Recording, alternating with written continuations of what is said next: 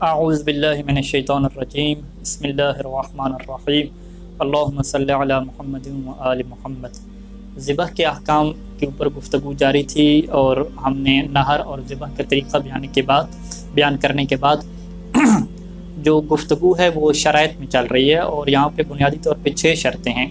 چاہے اونٹ کو نہر کرنا ہو یا کسی جانور کو ذبح کرنا ہو تو ان 6 شروط کا پائے جانا ضروری ہے۔ 3 شروط کے بارے میں ہماری گفتگو ہو چکی ہے کہ جس میں سے پہلی شرط یہ تھی کہ روایات اہل بیت علیہ السلام میں یہ ضروری قرار دیا ہے کہ حیوان کو ایک ایسے آلے سے ذبح کریں کہ جو خالص لوہے کا ہو، جسے اب عربی میں الحدید کہتے ہیں۔ اور امام علیہ السلام سے لوگ آ کے پوچھتے تھے کہ حدید کے علاوہ کیا کسی اور چیز سے ذبح کر سکتے ہیں، تو امام علیہ السلام منع فرماتے تھے سوائے ایک صورت میں کہ اگر کسی کو حدید یعنی لوہا نہیں مل رہا تو اس صورت میں وہ ذبح کر سکتا ہے۔ اس میں سید سیستانی دامت ظلہ کا فتویٰ ہے کہ اگر حدید کے علاوہ آپ شیشے کو لیتے ہیں یا کسی اور دھات کو لیتے ہیں، چاندی یا سونا ہے، تو اس سے ذبح نہیں کر سکتے۔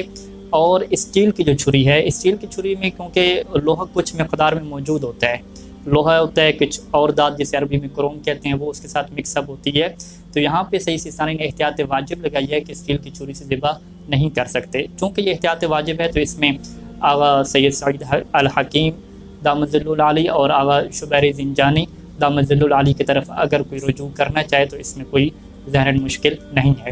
یہ پہلی شرط تھی۔ دوسری شرط ہم نے یہ کہا تھا کہ ذبح کرنے والے کا مسلمان ہونا ضروری ہے۔ اگر وہ ناسبی ہے یا خارجی ہے یا عیسائی ہے یا یہودی ہے تو اس کا ذبح کیا درست نہیں ہوگا، چاہے وہ اللہ کا نام لے کے ذبح کرے۔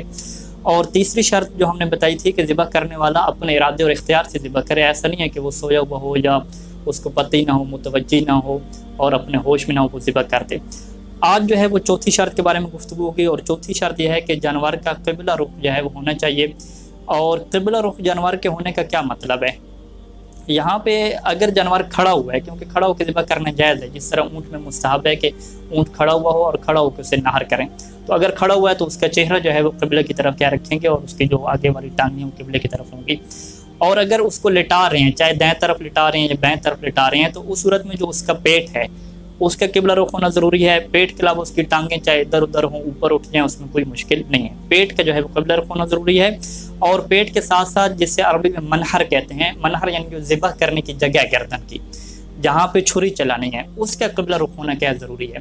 اچھا، بعض اوقات لوگ یہ کرتے ہیں کہ جو مرغی کو ذبح کرنا ہوتا ہے تو وہ ایسے انگلی میں پھنسا کے مرغی کے گردن کو اوپر کر دیتے ہیں، آسمان کی طرف کر دیتے ہیں، اسے ذبح کرتے ہیں، تو یہ کیا درست نہیں ہے۔ اور اسی طریقے سے اگر بڑا حیوان ذبح کر رہے ہیں تو اب چونکہ گردن قبلے کی جانب ہوگی تو یوں کر کے ذبح کرنا پڑے گا، تو اپنی آسانی کے لیے اس کی گردن کو یوں کر کے اوپر کر لیتے ہیں تاکہ وہ سیدھی چھری چلائیں۔ تو اب جہاں پہ چھری چلا رہے ہیں جسے عربی میں منہر کہتے ہیں، وہ تو آسمان کی طرف ہے، تو لہٰذا کیا یہ درست نہیں ہے۔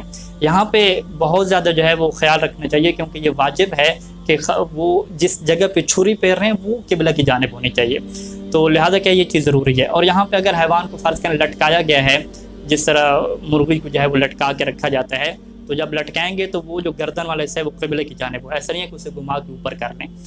اچھا، یہاں پہ جو اس کا منہ ہے، جانور کا جو ہے، اگر اس کا منہ اوپر کر دیا جائے تو اس میں مشکل نہیں ہے، لیکن وہ جہاں پہ ذبح کے لیے چھری چلا رہے ہیں اس کا ہونا کیا ضروری ہے۔ اب یہاں پہ یہ بحث آتی ہے کہ جو ذبح کرنے والا ہے کیا وہ بھی خود قبلہ رخ ہو کر بیٹھے، تو سید ثانی فرماتے ہیں کہ اس کا قبلہ رخ ہو کر بیٹھنا یہ ضروری نہیں ہے۔ اگرچہ اگر احتیاط مستحب پہ عمل کرنا چاہے تو خود بھی قبلہ رخ ہو تو اچھا ہے، مشکل نہیں ہے، لیکن اگر وہ کہتا ہے کہ میں صحیح طریقے سے ذبح نہیں کر سکتا تو پھر کیا کوئی حرج نہیں ہے۔ یہ کیا قبلہ رخ کی ہونے کی شرط ہے۔ انشاءاللہ اگلی گفتگو میں ہم بیان کریں گے کہ کیا کوئی اس کے استثنائی موارد ہیں کہ جس میں اگر قبلہ رخ نہ ہو تو جانور آپ کا حلال ہوگا، تو انشاءاللہ اس کو بعد میں کیا بیان کرتے ہیں۔ اللہم صلی علی محمد۔